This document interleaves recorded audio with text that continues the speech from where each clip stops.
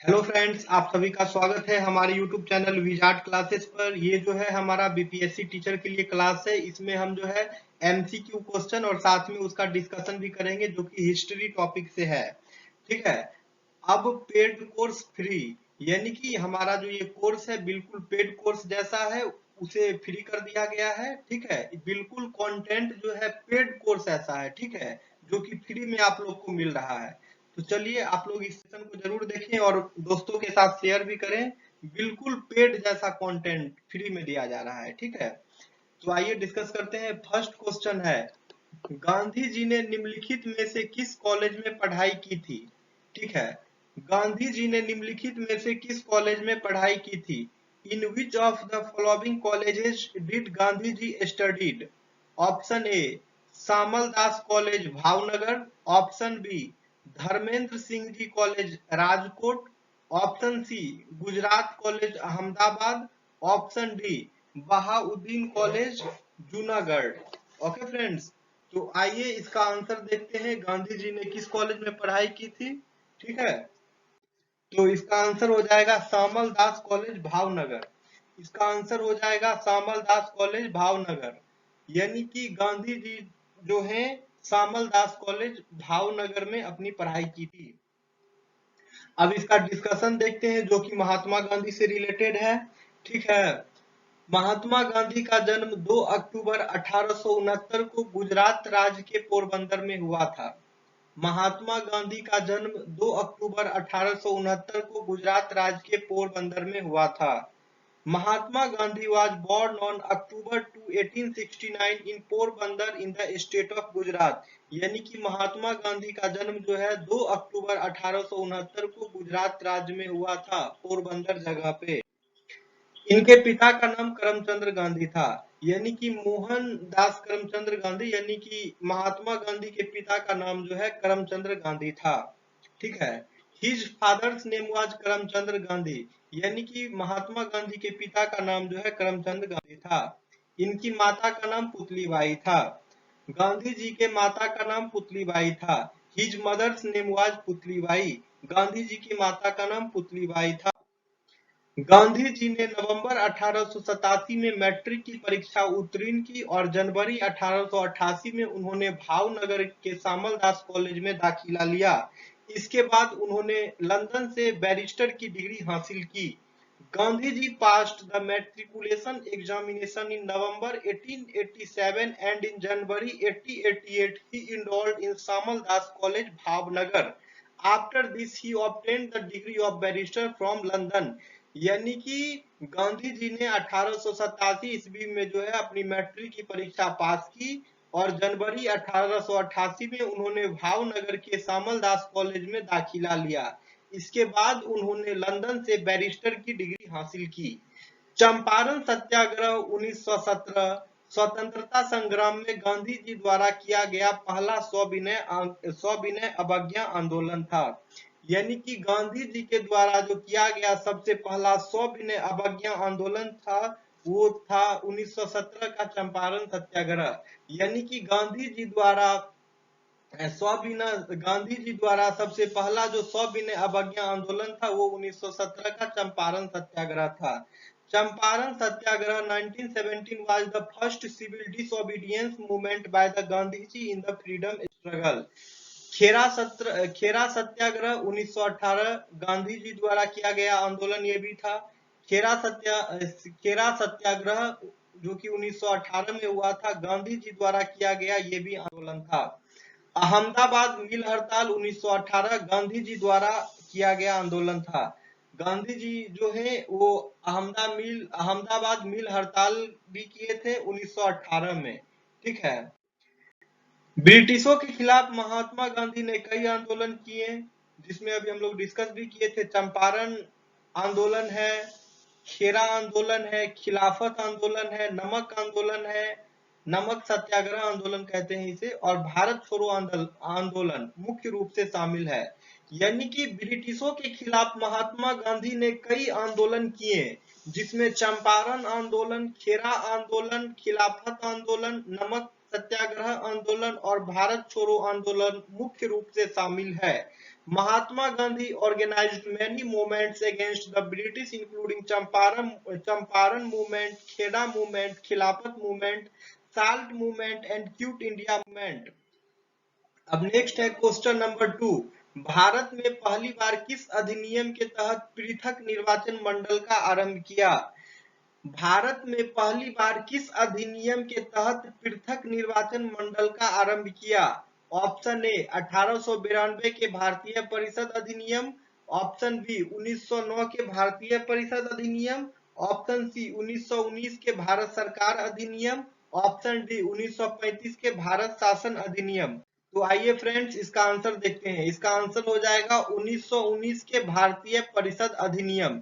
यानी कि भारत में पहली बार जो है 1909 के भारतीय परिषद अधिनियम के तहत जो है पृथक निर्वाचन मंडल का आरंभ किया गया। ठीक है, यानी कि 1909 के भारतीय परिषद अधिनियम के तहत जो है पृथक निर्वाचन मंडल का आरंभ किया गया पहली बार। 1909 के अधिनियम को मार्ले मिंटो सुधार के नाम से जाना जाता है। इसी अधिनियम के तहत पहली बार मुसलमानों के लिए पृथक निर्वाचन प्रणाली की नींव पड़ी। 1909 के अधिनियम को मार्ले मिंटो सुधार के नाम से जाना जाता है। इसी अधिनियम के तहत पहली बार मुसलमानों के लिए पृथक निर्वाचन प्रणाली की नींव पड़ी। The Act of 1909 is known as Morley Minto reforms. Under this act, the foundation of separate electoral system for Muslims was laid for the first time. ठीक है, यानी कि 1909 के अधिनियम को मार्ले मिंटो सुधार के नाम से भी जाना जाता है और इसी अधिनियम के तहत पहली बार मुसलमानों के लिए पृथक निर्वाचन प्रणाली की नींव पड़ी। इसी अधिनियम के तहत वार्षिक बजट से संबंधित अनुपूरक प्रश्न पूछने का अधिकार मिला। ठीक है, और इसी अधिनियम के तहत वार्षिक बजट से संबंधित अनुपूरक प्रश्न पूछने का अधिकार दिया गया। Under this act the right to ask supplementary questions was given related to the annual budget. ठीक है, इसी अधिनियम के तहत जो है वार्षिक बजट से वार्षिक बजट से रिलेटेड क्वेश्चन पूछने का अधिकार मिला था। इसी अधिनियम के तहत जो है वार्षिक बजट से रिलेटेड जो है क्वेश्चन पूछने का अधिकार प्राप्त हुआ था। इस अधिनियम के तहत पहली बार भारत सचिव की परिषद तथा वायसराय के कार्यकाल में भारतीय सदस्यों की नियुक्ति की गई। इस अधिनियम के तहत पहली बार भारत सचिव की परिषद तथा वायसराय के कार्यकाल में भारतीय सदस्यों की नियुक्ति की गई। Under this act, for the first time, Indian members were appointed in the Council of the Secretary of India and during the tenure of the Viceroy. यानी कि इस अधिनियम के तहत पहली बार भारत सचिव की परिषद तथा वायसराय के कार्यकाल में भारतीय सदस्यों की नियुक्ति की गई। अब है नेक्स्ट क्वेश्चन नंबर 3। किस अधिनियम के बारे में जवाहरलाल नेहरू ने कहा था कि हमें एक ऐसी कार दी गई थी जिसमें सब ब्रेक थे लेकिन इंजन नहीं था? ठीक है, क्वेश्चन कह रहा है किस अधिनियम के बारे में जवाहरलाल नेहरू ने कहा था कि हमें एक ऐसी कार दी गई थी जिसमें सब ब्रेक थे लेकिन इंजन नहीं था? ऑप्शन ए 1858 का अधिनियम, ऑप्शन बी 1909 का अधिनियम, ऑप्शन सी 1919 का अधिनियम, ऑप्शन डी 1935 का अधिनियम। तो फ्रेंड्स इसका आंसर हो जाएगा 1935 का अधिनियम। इसका आंसर हो जाएगा 1935 का अधिनियम। ठीक है, 1935 के अधिनियम के बारे में ही जवाहरलाल नेहरू ने कहा था कि हमें एक ऐसी कार दी गई थी जिसमें सब ब्रेक थे लेकिन इंजन नहीं था। ओके फ्रेंड्स, 1935 का जो अधिनियम है इसी के बारे में जवाहरलाल नेहरू ने कहा था कि हमें एक ऐसी कार दी गई थी जिसमें सब ब्रेक थे लेकिन इंजन नहीं था। अब आइए इसका डिस्कशन देखते हैं। ये जो 1935 का जो अधिनियम है इसी अधिनियम के तहत केंद्र और राज्यों के बीच शक्तियों का बंटवारा किया गया तथा राज्य में द्वैध शासन समाप्त कर केंद्र में द्वैध शासन लागू किया गया। Under this act, powers were divided between the center and the states, and diarchy in the state was abolished and diarchy was implemented in the center. ठीक है, इसी अधिनियम के तहत केंद्र और राज्यों के बीच शक्तियों का बंटवारा किया गया तथा राज्य में द्वैध शासन समाप्त कर केंद्र में द्वैध शासन लागू किया गया। इस अधिनियम ने केंद्र और इकाइयों के बीच 3 सूचियों, संघीय सूची, 59, राज्य सूची 54 और समवर्ती सूची 36 के आधार पर शक्तियों का बंटवारा कर दिया। This act divided the powers between the centre and the units on the basis of 3 list, the union list 59, the state list 54 and the concurrent list 36। ठीक है, इसी अधिनियम ने केंद्र और इकाइयों के बीच 3 सूचियों संघीय सूची 59, राज्य सूची 54 और समवर्ती सूची 36 के आधार पर शक्तियों का बंटवारा कर दिया। अब है नेक्स्ट क्वेश्चन नंबर 4। दांडी यात्रा कितने दिन तक चली थी? How long did the Dandi March last? ठीक है, क्वेश्चन है दांडी यात्रा कितने दिन तक चली थी? ऑप्शन ए 10 दिन, ऑप्शन बी 20 दिन, ऑप्शन सी 24 दिन, ऑप्शन डी 30 दिन। तो फ्रेंड्स इसका आंसर हो जाएगा 24 दिन। तो फ्रेंड्स इसका आंसर हो जाएगा 24 दिन, यानी कि दांडी मार्च जो है, यानी कि दांडी यात्रा जो है 24 दिन तक चली थी। ओके, यानी कि दांडी मार्च जो है 24 दिनों तक चली थी। दांडी मार्च को नमक सत्याग्रह के रूप में भी जाना जाता है। दांडी मार्च को नमक सत्याग्रह के रूप में भी जाना जाता है। Dandi march is also known as salt Satyagraha. Dandi march is also known as salt Satyagraha, यानी कि दांडी मार्च को नमक सत्याग्रह के रूप में भी जाना जाता है। गांधी जी ने 12 मार्च को अपनी यात्रा साबरमती आश्रम से दांडी मार्च प्रारंभ की और 6 अप्रैल 1930 को समुद्री जल से नमक बनाकर नमक कानून को तोड़ा। ठीक है, गांधी जी ने 12 मार्च को अपनी यात्रा साबरमती आश्रम से दांडी मार्च प्रारंभ की और 6 अप्रैल 1930 को समुद्री जल से नमक बनाकर नमक कानून को तोड़ा। He started his journey on 12 March and broke the salt law on 6 April 1930 by making salt from sea water. इस प्रकार दांडी मार्च 24 दिनों के लिए चलाया गया। इस प्रकार दांडी मार्च जो है 24 दिनों के लिए चलाया गया। Does the Dandi March lasted for 24 days? Next है क्वेश्चन नंबर 5। बंगाल विभाजन के प्रत्याघात के रूप में कौन सा आंदोलन शुरू हुआ था? क्वेश्चन है बंगाल विभाजन के प्रत्याघात के रूप में कौन सा आंदोलन शुरू हुआ था? Which movement started as a counter attack to the Bengal partition? Option A सविनय अवज्ञा आंदोलन, ऑप्शन बी स्वदेशी आंदोलन, ऑप्शन सी भारत छोड़ो आंदोलन, ऑप्शन डी असहयोग आंदोलन। यानी कि बंगाल विभाजन के प्रत्याघात के रूप में कौन सा आंदोलन शुरू हुआ था? ऑप्शन ए सविनय अवज्ञा आंदोलन, ऑप्शन बी स्वदेशी आंदोलन, ऑप्शन सी भारत छोड़ो आंदोलन, ऑप्शन डी असहयोग आंदोलन। तो फ्रेंड्स इसका आंसर हो जाएगा स्वदेशी आंदोलन। ओके, इसका आंसर हो जाएगा स्वदेशी आंदोलन, यानी बंगाल विभाजन के प्रत्याघात के रूप में स्वदेशी आंदोलन शुरू हुआ था। यानी कि बंगाल विभाजन के प्रत्याघात के रूप में स्वदेशी आंदोलन शुरू हुआ था। सविनय अवज्ञा आंदोलन जो है 12 मार्च 1930 को हुआ था। स्वदेशी आंदोलन 1905 को स्टार्ट हुआ था। भारत छोड़ो आंदोलन अगस्त 1942 में। असहयोग आंदोलन 1 अगस्त 1920 को। ओके, सविनय अवज्ञा आंदोलन 12 मार्च 1930 को हुआ था। स्वदेशी आंदोलन 1905 को। भारत छोड़ो आंदोलन अगस्त 1942 में।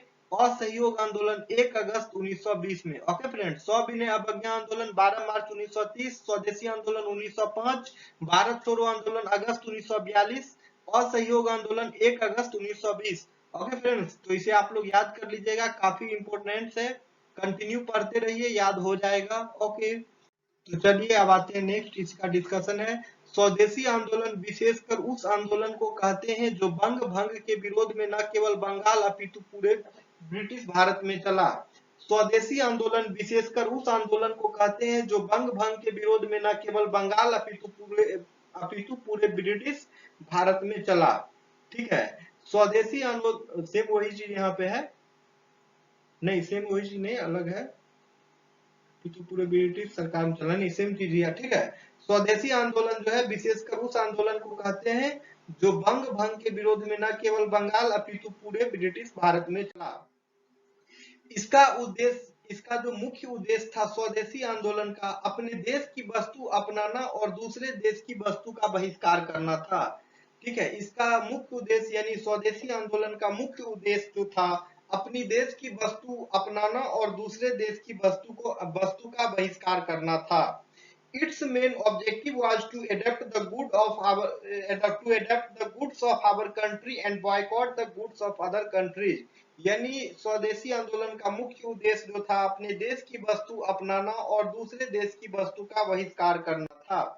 7 अगस्त 1905 को कलकत्ता के टाउन हॉल में एक विशाल जनसभा का आयोजन हुआ। लाखों लोग इसमें शामिल हुए। इसी सभा में बहिष्कार प्रस्ताव पास किया गया और इसी के साथ स्वदेशी आंदोलन की औपचारिक शुरुआत हुई। 7 अगस्त 1905 को कलकत्ता के टाउन हॉल में एक विशाल जनसभा का आयोजन हुआ। लाखों लोग इसमें शामिल हुए। इसी सभा में बहिष्कार प्रस्ताव पास किया गया और इसी के साथ स्वदेशी आंदोलन की औपचारिक शुरुआत हुई। स्वदेशी आंदोलन के दौरान लॉर्ड कर्जन भारत के वायसराय थे। स्वदेशी आंदोलन के दौरान लॉर्ड कर्जन जो है भारत के वायसराय थे। ओके फ्रेंड्स, तो ये हमारा आज का सेशन था। आप लोग को वीडियो पसंद आता है तो हमारे वीडियो को लाइक करें। जो भी लोग चैनल पे नए हैं चैनल को सब्सक्राइब कर लें ताकि वीडियो का अपडेट्स आपको मिलता रहे। चैनल के बीच में तो हम बोलते नहीं कि आप लोग लाइक करिए, लास्ट में ही बोलते हैं। तो प्लीज आप लोग वीडियो को लाइक किया करिए और जो लोग नए हैं चैनल पे सब्सक्राइब भी किया करिए। ओके फ्रेंड्स, ये चीज हम बार बार नहीं बोलते हैं, बस सेशन के लास्ट में ही बोलते हैं। ओके फ्रेंड्स, तो जो भी नए हैं अपना सब्सक्राइब कर लीजिएगा ताकि अपडेट्स मिलता रहे। फिर मिलते हैं कल के वीडियो में। Okay everyone, thank you.